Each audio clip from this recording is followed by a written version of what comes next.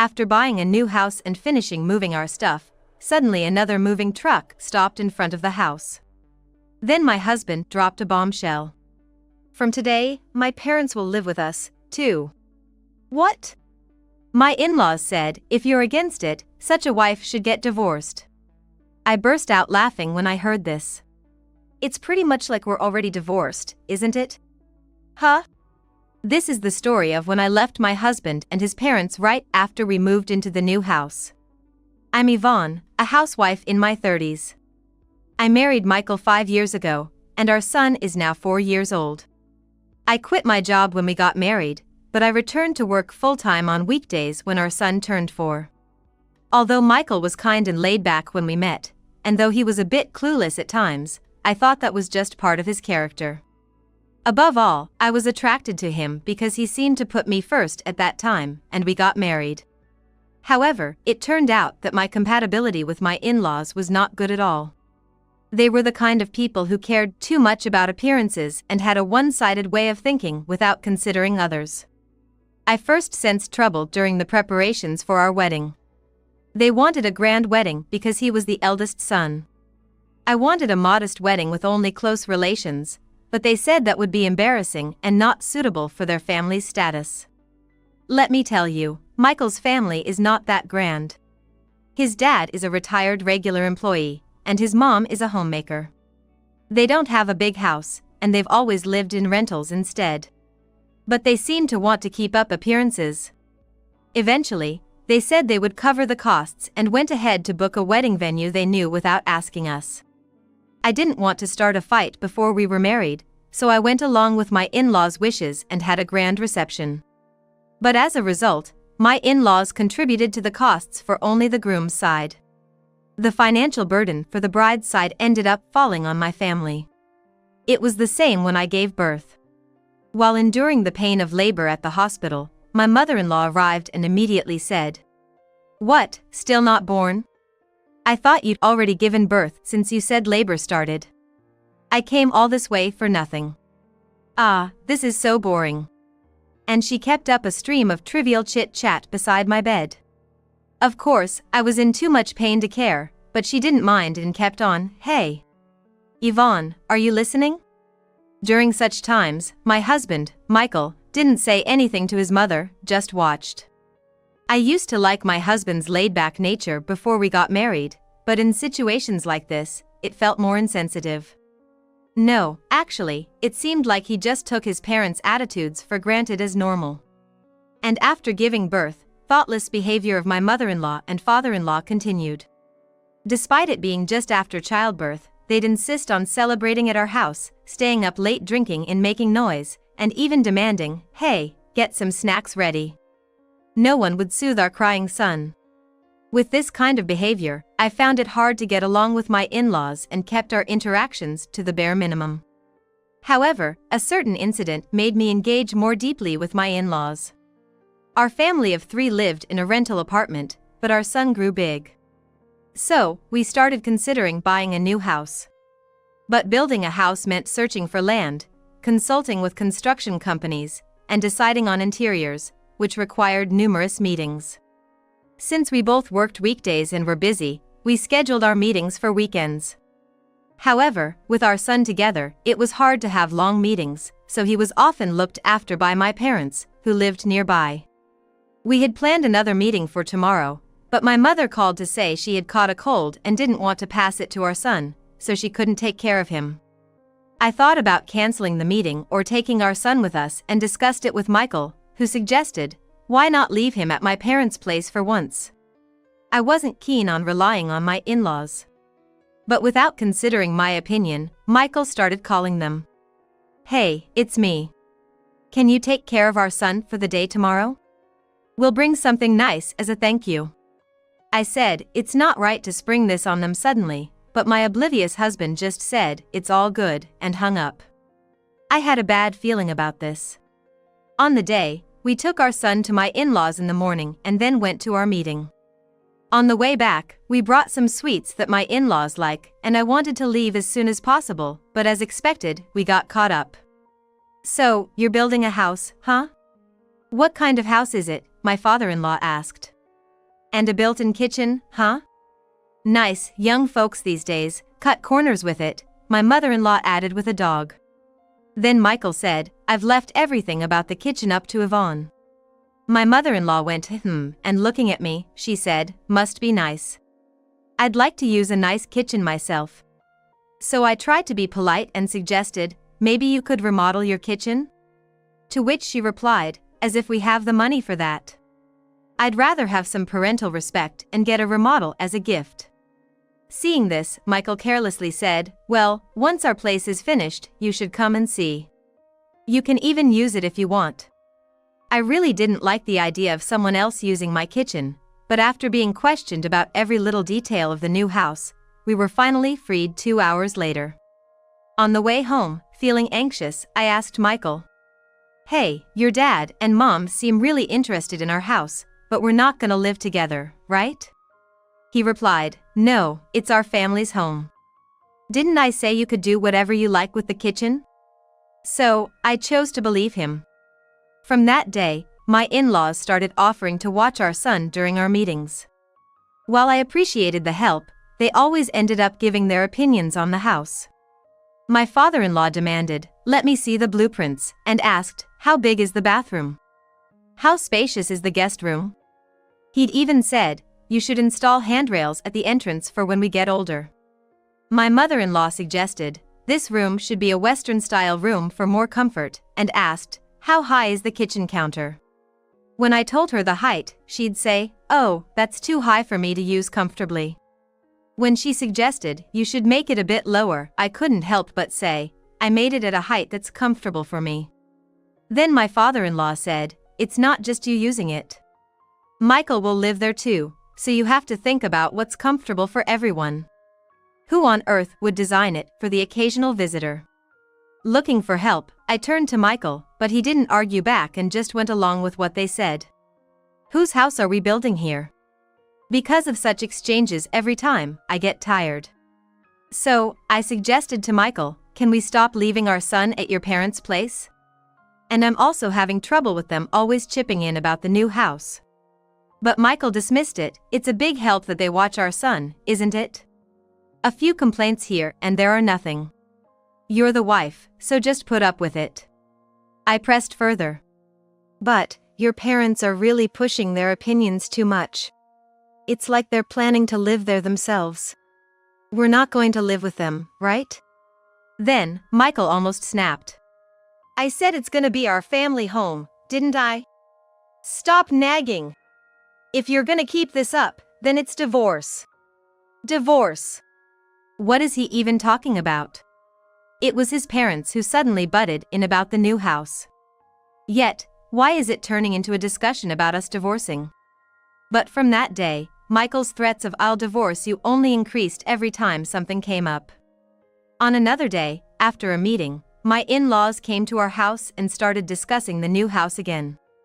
Hey, maybe you should change the location of the bathroom, my father-in-law suggested. My mother-in-law chimed in, yeah, maybe move it here?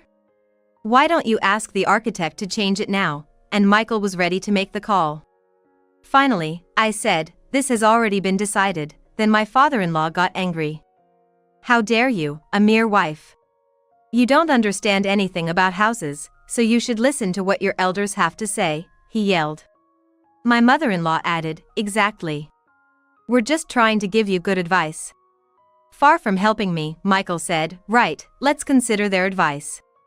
It's a good opportunity. My father-in-law even looked at me and said, hey, Michael. Couldn't you find a more understanding wife?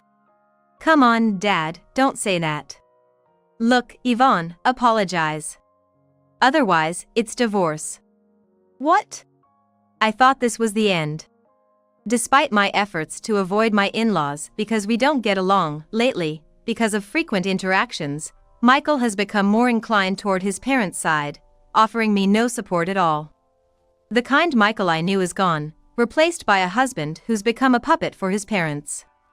When we decided to build a new house, I was excited about our future life together, but now, every meeting is a trial, and talking with my in-laws afterwards is hell. And if I try to talk to Michael about it, he always threatens we're getting divorce. One time, I couldn't tell if he was joking or serious, but he even put a filled-out divorce form in front of me. "You're way too harsh on my parents. They're just trying to give advice. And they take good care of our son, don't they? If you keep up this attitude, I'm seriously gonna consider divorce," he said. I was dumbfounded. It hit me that he will always side with his parents, no matter what. He says his parents are taking good care of our son, but that's only when we have meetings. It's actually my parents who really look after our son. They step in when the daycare calls unexpectedly, or when I'm sick, they come over to help, and they always have gifts for his birthday and Christmas. My in-laws have never given him anything. Instead, they demand, "Bring this as a gift for us," whenever we visit. He doesn't understand anything. After much thought, I visited my parents' house. I must have looked worn out because my mom immediately asked with concern, "What's wrong?" I decided to open up about everything. Then my mom said, "You can always come back home if you need to." Hearing that, I felt relieved. Right, there's no need to cling to that family out of obligation. It's up to me to decide. But, I have a son, and we're in the middle of building a house. But at this rate, it might only be a matter of time before my in-laws take over the new house. Will I have to endure abuse and be used by that family for the rest of my life? I can't stand the thought. But if I bring up divorce now, Michael will likely reject it. Despite all his talk of divorce, that family cares too much about appearances, so getting a divorce from Michael won't be easy. That's when I came up with an idea. And started preparing for the worst-case scenario. Finally, our new house was completed, and today, Michael, our son, and I came for a walkthrough. Our son was running around excitedly, exclaiming, "Yay! Our new home!" The new house had that fresh smell, and it felt like my dream home had finally been realized. Michael and I had a brief meeting about the move. The second floor has a guest room and what will be our son's room. But since we won't be using them for a while, I thought we'd use them as storage space for now. I told Michael this, but all he said was, "Make sure you tidy up the boxes." Really? There's no rush, I replied, though I already had my suspicions about him at that point. Then, on moving day, we carried in our belongings as planned and started unpacking. Expecting a busy day, we had left our son at my parents'. But soon, I noticed Michael was missing. When I looked for him, I found him on the phone saying something. "What? You're coming now? It's not tidy yet." Hearing this, I thought, oh, my in-laws are coming over again. But then, I saw a moving truck stop in front of our house from the window. Huh? Did they forget to unload something? I wondered, but then the doorbell rang. When I answered, my in-laws were standing there. With their own belongings in tow. "Just checking if you've settled in," and they barged in, saying, "Oh, it's still a mess?" Typical Yvonne, just can't manage. Behind them, movers were holding protective covers, asking, "Hello, can we start the work?" Work? What work? I thought, but the in-laws told the movers to begin, and suddenly they started moving into our house. "Hey, what's happening? What's this about?" I demanded from Michael. "Cool as a cucumber," he replied. "Oh, we're going to live together from now on. It's easier, right? They've been helping our son and all." "What? We never discussed this." "Well, I'm the head of this house, and they've been advising us on it, right? And Mom wanted to live here," he said nonchalantly.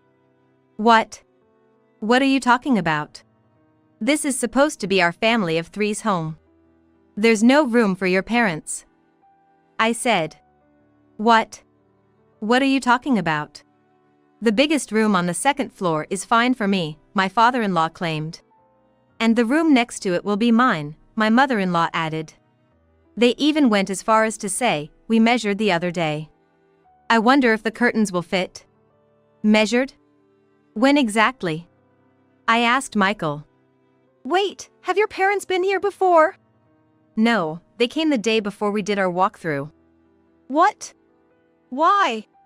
"They wanted to see it, so I gave them the keys to check it out first." Imagine that. My in-laws had seen the house before we did.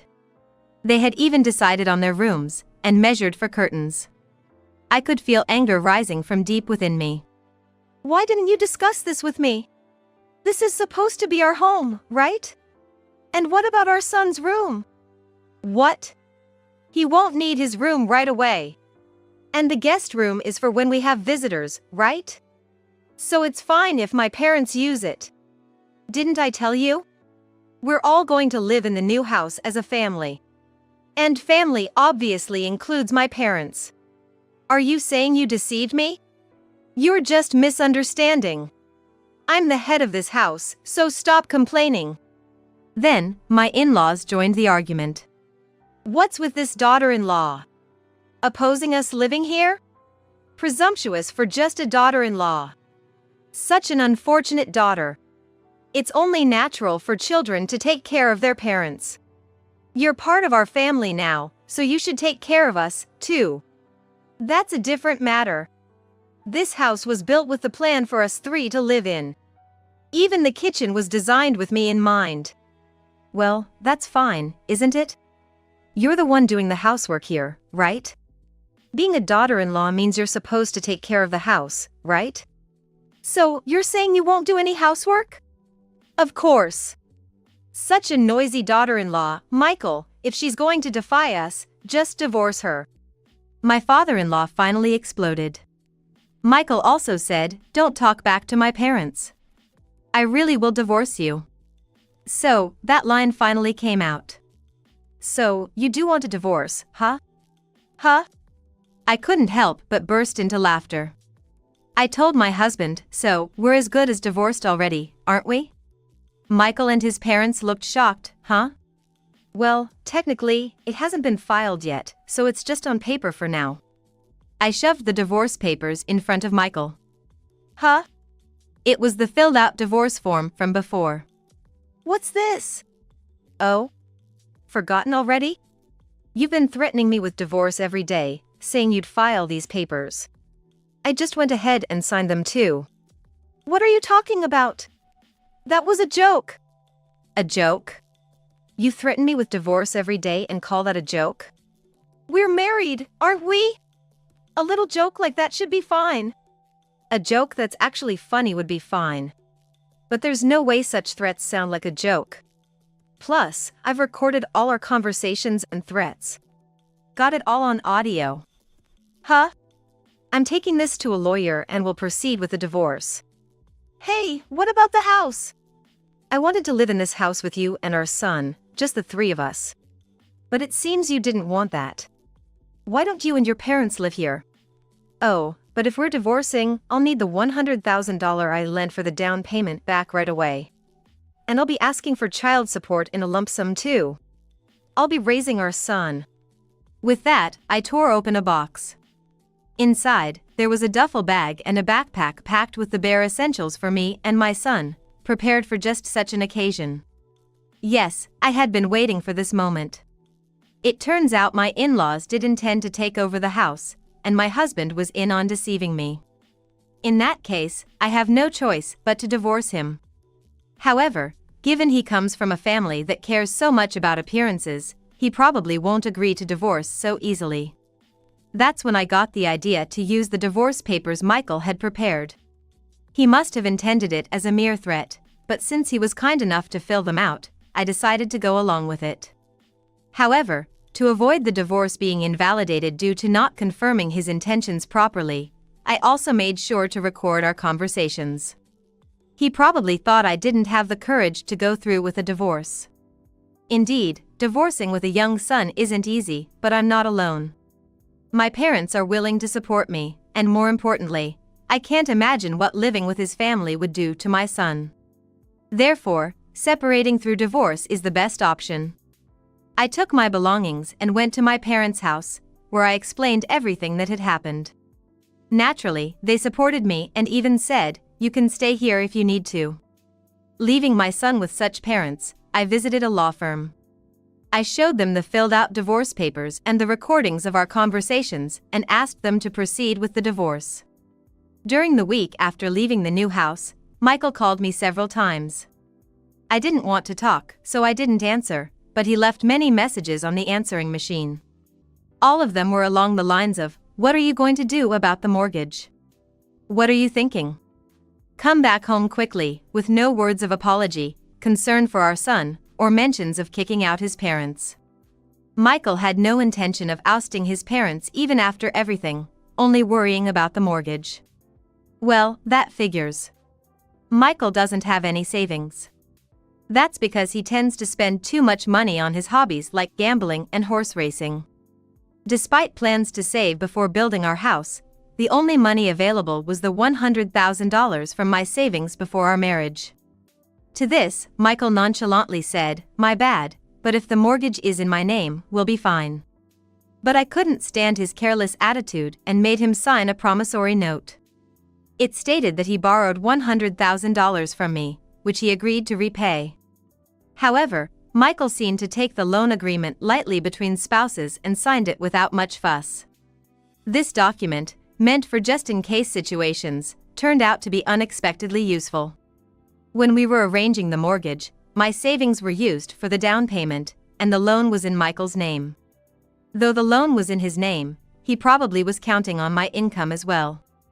I suspect he planned to have me cover all the living expenses after his parents moved in. His parents are likely too stingy to contribute anything to the living expenses. But I'm divorcing, so I don't care about that house anymore. As long as I get back the money I lent and the child support, I'm fine. I didn't want to speak with that family anymore, so I asked a lawyer to handle everything. Of course, I showed them the promissory note Michael signed, fully intending to recover every penny. I was bracing for him to request paying the child support in installments. However, his vain parents said we want to cut ties with such a demon wife as soon as possible, and opted to pay all at once. How will they manage without any savings? They must have borrowed from some shady places at high interest rates. Well, that's none of my business. I later found out that Michael and his family didn't live in the new house but put it up for sale. Without me, continuing to pay the mortgage must have become difficult. Not to mention repaying the suspicious loans. In the end, my moneyless husband and his parents moved into a small apartment. It's a pity for my mother-in-law, who was excited about the built-in kitchen. Well, it was designed to my height, so it wouldn't have suited her short stature anyway. Furthermore, my divorced sister-in-law and her children moved back in with the in-laws. The sister-in-law, who had been a housewife for years, had no intention of working, and her children are middle and elementary school boys. So, 6 people ended up living in a cramped house, depending on my ex-husband's income and the in-laws' pensions. But with Michael chased by loan repayments, there's hardly any room for comfort. I heard the in-laws' house is always noisy with quarrels now that the family has grown, causing complaints from neighbors. The sister-in-law was furious. "I came back thinking I'd live in a new house, what's this?" And the mother-in-law kept complaining, "I want to use a built-in kitchen, live in a new house." My ex-husband went on, "If you say that much, I'm gonna hit a big win, then buy a house or anything you wish," and more engrossed in gambling, incurred even more debt.